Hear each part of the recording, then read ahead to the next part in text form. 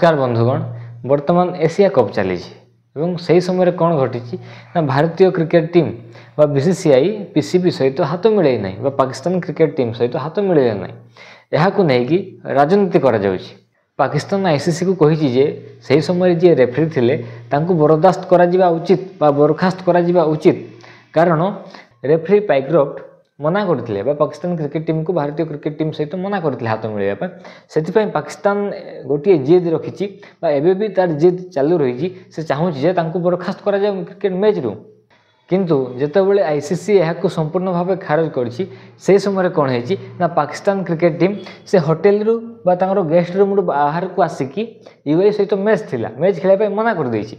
एही समय आईसीसी कौन कही आईसीसी कही जदि तुम्हें यहाँ बरखास्त करो बा क्रिकेट खेलने आस ना $16 बिलियन जरिमाना देवा पड़ो। बंधुगण कौन पाकिस्तान $16 बिलियन जरिमाना देव आपन कौन भावुं पाकिस्तान पाखे बर्तमान खावाई पैसा ना से वर्ल्ड बैंक हो बा IMF हो बा चाइना हो बा अमेरिका हो सबुठी भिक मागे छड़ा तार कौन रास्ता ना से $16 बिलियन देवा असंभव तेणु से हार मानी एवं क्रिकेट खेलने मैदान को आसी यह पाकिस्तान गोटे लज्जाजनक विषय। आसतु बंधुगण यही समय आम चर्चा करवा।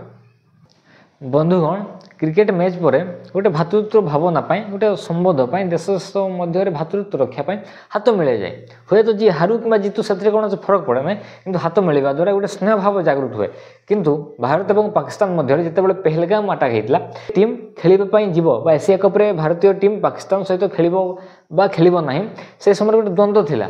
एवं भारतीय क्रिकेट टीम स्पष्ट भाव कही आम खेलने को जीवु बोली किंतु अनेक भारतीय माने यह विरोध करुँचे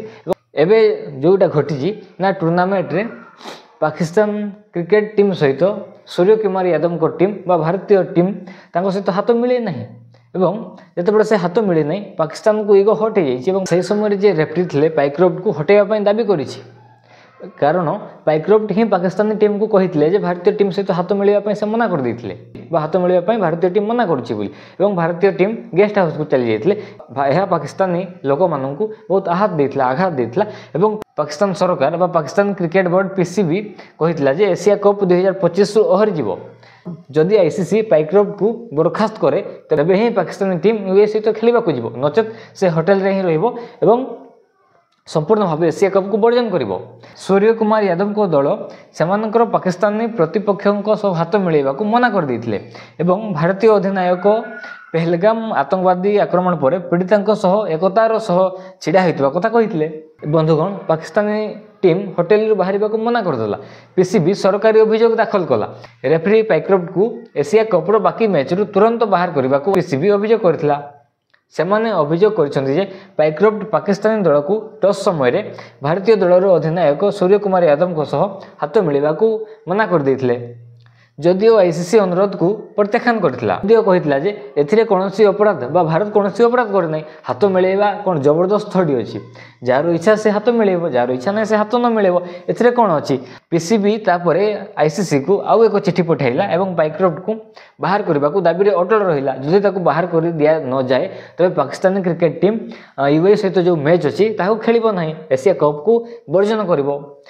मात्र आईसीसी पुणी थरे आवेदन को खारज कला फलस्वरूप पाकिस्तान बोर्ड तार दल को स्टाडियम को जीवाई मना करदेला होटेल रही आदेश देता। तापरे बंधुगण पाकिस्तान दल को कहुला जे एशिया कप्रू हाथ छड़ा कले 16 निहित जरिमाना देवा पड़ो व्यक्ति जनक होती पाकिस्तान प्रधानमंत्री ये व्यक्ति क्या मागे $16 बिलियन पाखे तो ना ना से जदि मागे अमेरिका को मागे चीन को मागे वर्ल्ड बैंक रू मागे तो कहीं देवाई मना करदे। पाकिस्तान रे गृह युद्ध चली पाकिस्तान लोक मैंने खाया पाऊना से $16 बिलियन कौटू देवे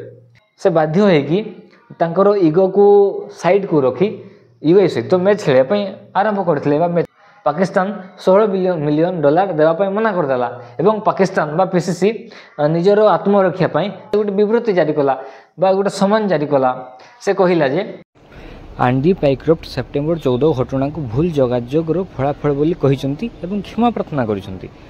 आईसीसी सेप्टेम्बर 14 मैच समय घटिथिबा आचरण संहिता उल्लंघन तदंत करने को उत्सुकता प्रकाश करिछि। सेथिपाई पीसीबी यूए सहित क्रिकेट मैच खेलने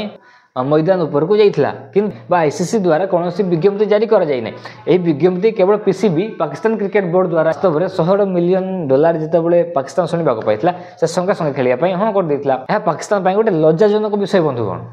तापर बंधुगण पाकिस्तान जो रेफरी थिले पाइक्रोफ्ट को एशिया कप रु बाद देवाई कही से यूएई मैच रे से ही रेफरी होते यह पाकिस्तान प्रति गोटे लज्जाजनक विषय। आपण मैंने विषय में कौन चिंता करते कमेंट बॉक्स में जनइबे निश्चय। बहुत बहुत धन्यवाद। नमस्कार।